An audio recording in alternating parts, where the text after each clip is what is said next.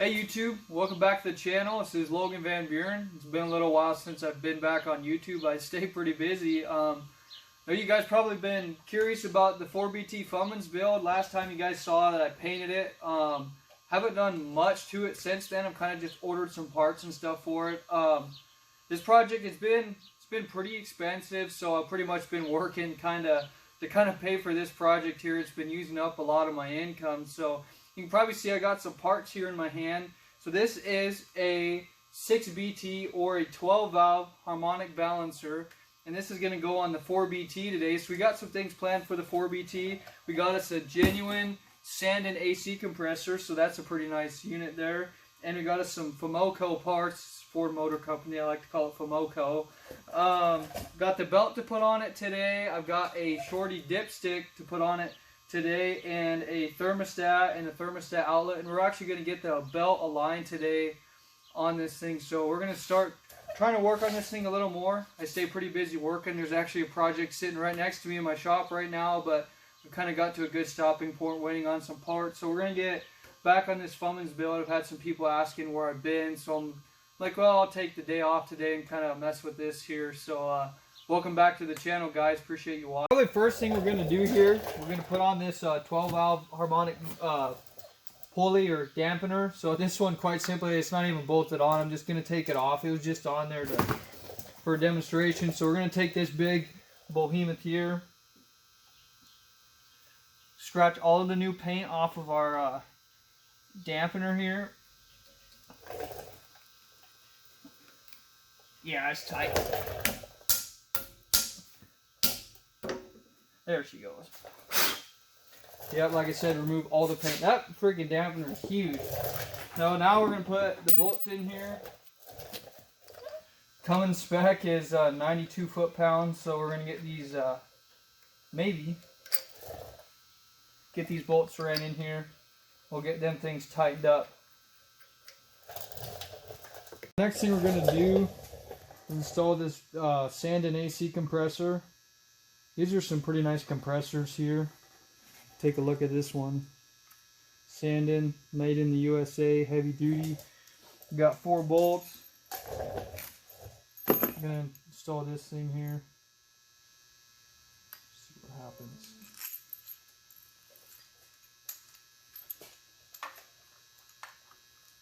I went ahead and got my water neck here, my lower water neck.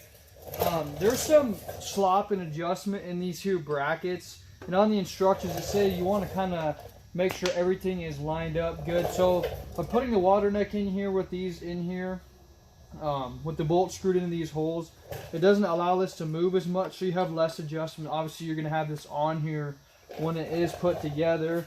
So someone got the ingenious idea of buying this level a long time ago, never even used it. It's brand new. And it's a magnetic level, and what you can do with it is you can turn it and kind of dial in your angle here. And I've got it set here on my crank, on my harmonic dampener here, and I've dialed it in to where the bubble is perfectly centered. So I think I'm gonna take this thing here. I'm gonna stick this onto. Ooh, look at that. That's not metal. Onto the front of this here AC compressor, and kind of tilt this bracket until I get that thing dead center with the bubble there, and then that should give us pretty much our... Go ahead and kind of show you my theory here. See how this is on the front of that harmonic balancer or the dampener? Got the bubble centered on it. So I'm going to take this same level, stick it on the front of the clutch for the compressor here, and if you look, our bubble is still centered. So I think that's a good way to kind of line up our clutch that way. After doing that same kind of level trick, we had thrown on the alternator, same thing, you kind of align the alternator. We ended up getting the belt put on it. Originally the belt acted like it was a little too short, but there's some settings on this tensioner here. So I loosen this bolt and you can clock the tensioner. There's another hole that there's a pin that it fits into. There's pin A and pin B. I put it in pin B and got the belt on. The belt's slightly short. It's not quite centered here on the tensioner. but I think I'll run it and see what happens. I feel like the belt is going to stretch. Obviously, it's a brand new belt. It'll probably go pretty close towards the center, so that will be the belt setup on this thing here. Looks pretty neat. Only other thing we had to do with this here, you had to kind of trim some more off the water neck. It was hitting the bottom of the compressor here, so I kind of took a grinder and bench grinder and cleaned that thing up. But this is gonna look sweet. I wanted to make sure everything was gonna work. This is an alternator from a 6-liter Ford Power Stroke. It has this radial adapter. The only difference seems like with them is it puts the post for the alternator out here, which is fine, because then you just take your power cable and run it straight over to your battery when it's in the pickup. So and that compressor, it's a sand-in. It's for actually a 12-valve Cummins, so a 97 Ram 2500 with a 12-valve Cummins, but it's just a sand-in 4775. So yeah, this setup looks freaking sweet. I'm excited about this. Something else I'm pretty excited about. So with this high mount AC kit, you have to run a remote oil filter, and that's where that oil cooler plate came into play. So the next part of it was trying to find a head that you screwed the oil filter onto. In Fleet Guard, you can't get parts through them. I was having all sorts of problems, so I stumbled upon this one from Hedman Performance. It's actually Hamburger. That's the brand of the place who makes this, Hamburger Performance, I believe. There's a part number for this, and this will work with like all your Cummins oil filters. So it looks like from 12 valve all the way up, all the way to the brand new 6.7 Cummins, they use the same oil filter, same thread pitch, everything. And this thing is aluminum. And look at that. Aluminum on aluminum. So this thing's going to look sweet. So I think what I'm going to do is these 3 bolts here. I got this bolt pattern here. And I'm actually going to make a drop down plate if this will fit in the engine. And then this oil filter is going to sit right here. And then the 2 hoses are going to run up and go to that right there. So I think that is going to look super sweet on there. All this aluminum is going to match up.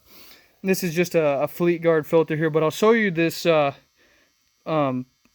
mounting head here. It's very high flow. I'll show you in a second. This is your filter mount head here that I bought from that place, and it's very high flow. I mean, you look at it, and it's all about flow. So these right here will take a 12 AN fitting.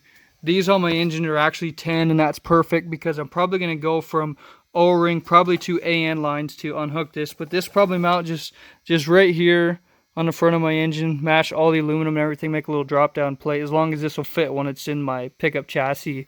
Yeah, this is a nice adapter here. I'm pretty confident with this one. It's going to look sweet with the rest of this. It's been a little while since I've recorded. I've been pretty busy, haven't had time to work on this.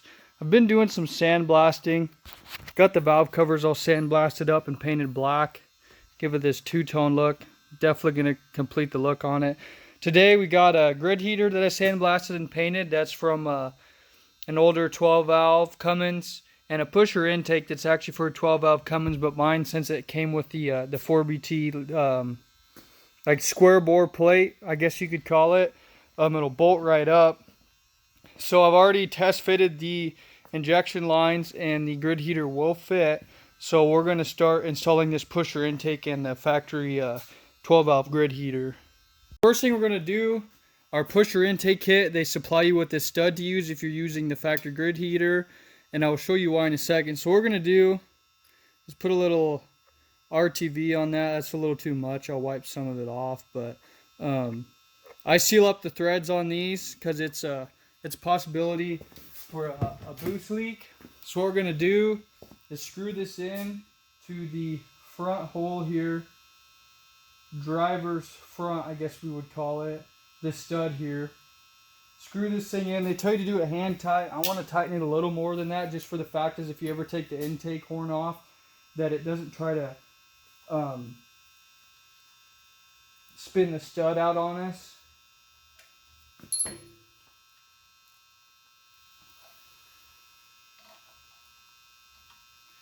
I might regret this because I may never get it back out, but I think that'll be pretty good. The next thing supplied in our pusher intake kit is this gasket. They only give you one, and you could try to save one and not wreck one. I ended up wrecking them. So I got this one, and this is the Fummins part number for that gasket. So we're going to go ahead and throw one of these on the intake plate. We're going to throw the grid heater on top. We're going to sandwich another gasket and then the intake horn. So now we're going to drop our factory 12 valve grid heater. That is the part number of the one that I have. It's got the top mount positive post. I'll go ahead and drop this thing on here.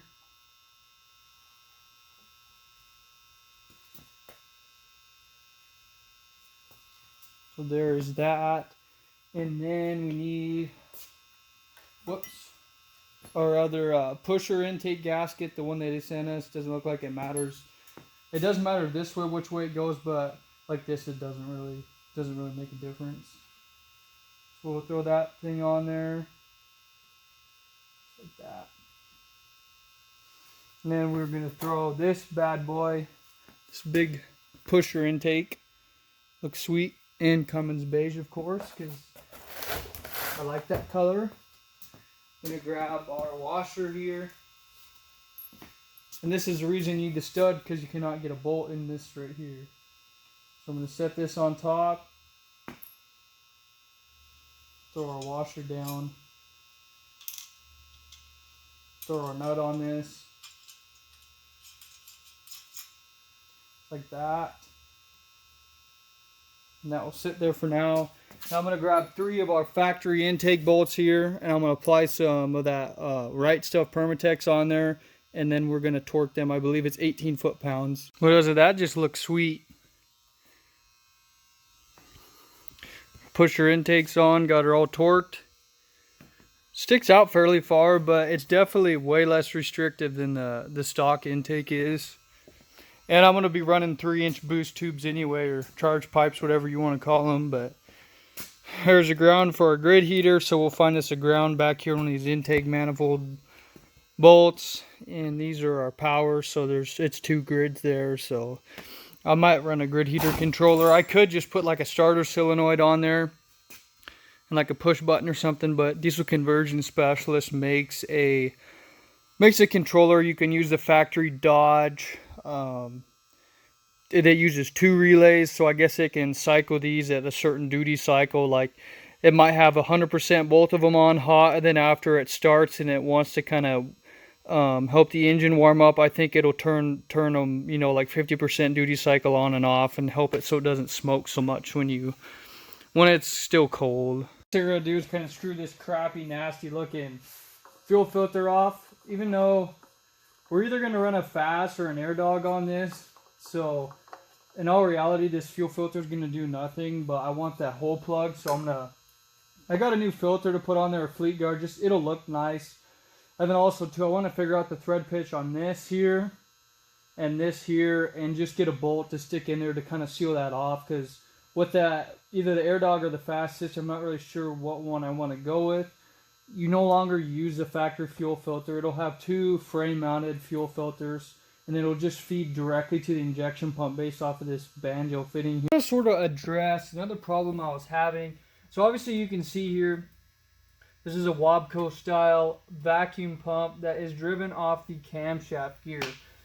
And what goes behind that is a power steering pump, and it's a power steering pump for a 97 Dodge 2500 5.9 valve. And it has the round end tank on it with the remote reservoir. Since this is a P pump, they cannot have the reservoir on the pump like the normal 24 valves or 12 valves were.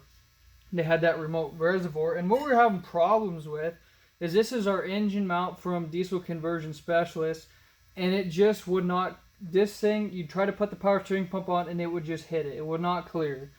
So somebody got a little overboard, which is okay, and I went and wallowed these holes out so I could drop this mount and let that power steering pump have room so it wasn't hitting on this thing.